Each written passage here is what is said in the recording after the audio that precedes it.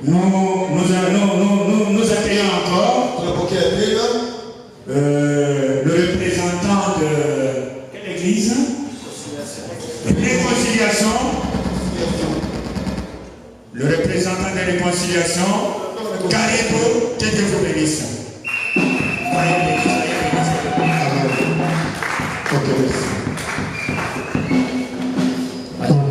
Amen. Je vais inviter la chorale parce qu'il nous a été demandé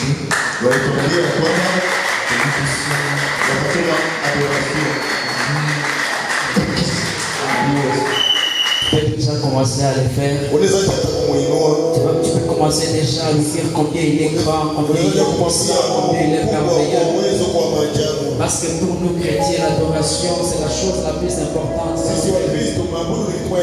Parce que c'est reconnaître la grandeur de Dieu. C'est reconnaître la puissance de Dieu. Et même avant que nous puissions commencer à chanter, tu peux déjà commencer à élever Dieu.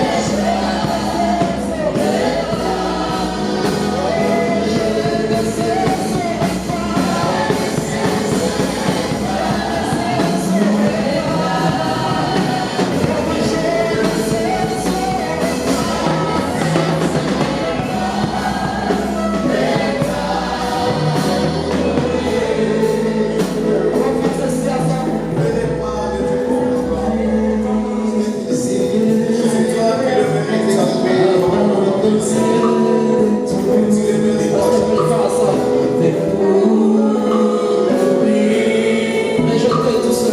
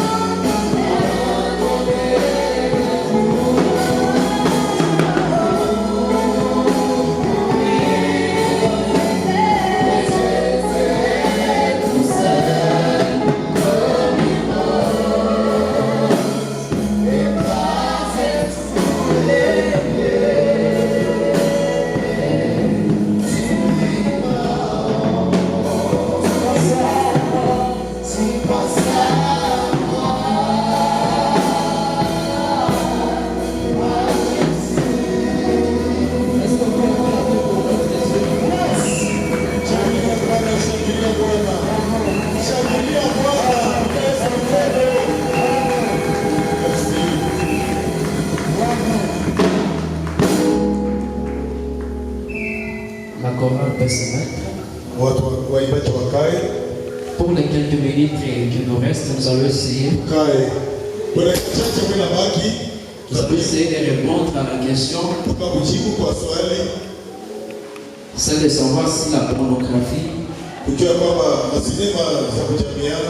un péché ou soit si elle est admise dans les milieux chrétiens. Ceux qui m'ont précédé ont déjà beaucoup parlé sur l'impudicité. Mais nous allons beaucoup plus se focaliser sur la pornographie. Une chose que nous connaissons très bien, parce qu'elle est vraiment trop courante dans notre société. Alors, avant de répondre à la question, nous allons lire dans Matthieu 5, le 28e verset. S'il y a deux lecteurs, l'autre peut nous préparer 3, Colossiens 3, le chapitre 5. Amen. Nous pouvons lire Matthieu 5, 28, nous sommes là. Amen. Mais moi, je vous dis que quiconque regarde une femme pour la convoiter a déjà commis un adultère avec elle dans son cœur. Amen. Amen. Kila mtu anayetazama mwanamke kwa kumtamani amekwisha kuzini naye moyoni mwake. Amen. Ok, nous pouvons lire aussi Colossiens chapitre 3, le 5e verset. Colossiens chapitre 3, verset 5 nous dit ceci. Faites donc mourir les membres qui sont sur la terre, l'impudicité, l'impiété, les passions, le mauvais désir et la cupidité qui est idolâtrie. Amen. Amen. Basi mweni viungo vyenu vilivyo duniani, uasherati, uchafu, tamaa mbaya, mafikiri mabaya na matamani ndiyo kuabudu sanamu. Amen. Amen. Amen. La pornographie, c'est d'abord quelque chose que nous connaissons très bien. Je vais essayer de définir ça d'une manière très simple. Parce que j'ai trouvé plusieurs définitions, mais celle-ci a retenu mon attention.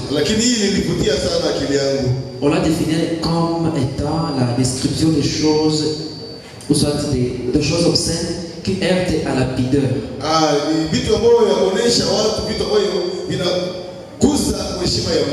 Soit tout ce qui a un rapport avec l'immoralité sexuelle. Il y a aussi une autre définition qui m'a beaucoup intéressé, qui définit la pornographie comme la représentation sous forme écrite des dessins, de peintures, des photos, des spectacles, des choses obscènes sans préoccupation artistique et avec l'intention délibérée de provoquer l'excitation sexuelle du public. Iko mafoto, iko masinema, iko mapicha mbalimbali, marangi mbalimbali yanapakaliwa kusukuma mtu tu aweze kuwa na hisia ya kujamiana. Alors la réponse que nous devons retenir est que la pornographie est un péché. Pornographie ama sinema za kujamiana ni dhambi. Elle n'est pas permise au milieu chrétien. Hairuhusiwe kwa watu wa Kristo. Pourquoi nous disons cela? Nous venons de lire dans Matthieu. Tel que nous connaissons la pornographie, bien sûr, tu peux te dire, on regarde ces éléments, mais on ne fait rien.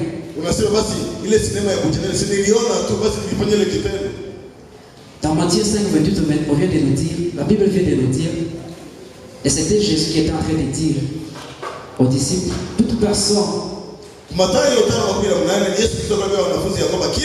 qui convoitise une femme, soit qui peut voir la nudité d'une femme, viendra de commettre l'adultère avec cette femme. Donc cela déjà est interdit. Même si tu peux te limiter au fait de voir seulement, la Bible interdit cela. Parce que nous ne sommes pas permis à le faire. Lorsque nous le faisons, même avec les yeux, nous venons de commettre l'adultère. Et c'est un péché devant notre Dieu. C'est pourquoi nous devons tout faire pour éviter ce genre de choses. devons savoir que la pornographie, c'est un péché. Parce qu'elle fait nourrir nos pensées. Nourrir nos pensées des actes immoraux, soit des actes sexuels. Et cela peut nous pousser à commettre cela. Parce que vous venez de comprendre que cela n'est pas seulement le fait de faire ça en acte physique. Même dans nos pensées, nous pouvons le faire. Et nous savons que notre Dieu, il est le Dieu qui sonde les cœurs. Il connaît même nos pensées. Moi, je peux me tenir aussi debout. Je ne sais pas ce que papa pense. Mais Dieu, lui, sait ce que lui pense. C'est pourquoi même lorsqu'on peut ne pas le faire, mais comme nous venons de penser à cela, tel que la Bible l'a dit, nous venons de commettre un certain péché. Alléluia. Amen. Alors, Colossiens 3:5, on demande de faire mourir les membres de nos corps. Et la pornographie nous amène à être excités. Et lorsque nous sommes excités, cela va faire croître en nous des pensées. Alors, pour éviter ce genre de choses, nous devons tout faire pour faire mourir les membres de notre corps. Parce que c'est toujours le corps qui nous pousse à vouloir faire quelque chose. Parce que même si tu veux manger, c'est que c'est le corps qui a demandé ça. Si je peux envier mon frère qui s'est habillé comme ça, cela est venu de mon corps. Mais si je fais mourir ce genre de plaisir, je vais vivre selon la parole de Dieu. Parce que je vais faire respecter la parole de Dieu en moi. On va nous dire que nos corps sont des temples pour Dieu. C'est que si nous pouvons avoir des pensées, soit si nous pouvons avoir des idées, nos idées doivent marcher d'une manière parallèle. Je ne sais pas comment expliquer ça. D'une manière parallèle avec la volonté de Dieu. Et cela va nous permettre de bien mener notre vie. Alors la pornographie n'est pas seulement interdite, soit elle n'est pas autorisée seulement pour les personnes non mariées.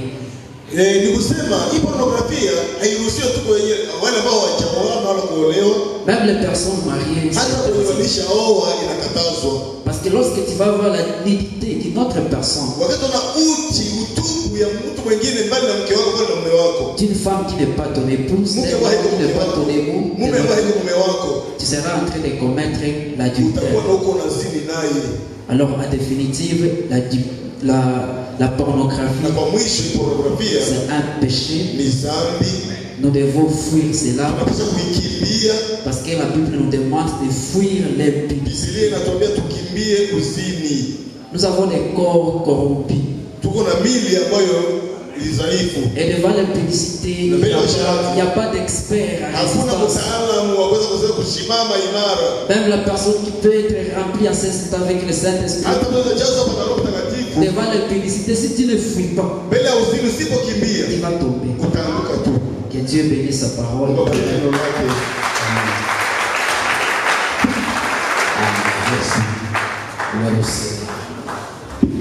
Que Dieu te bénisse, mon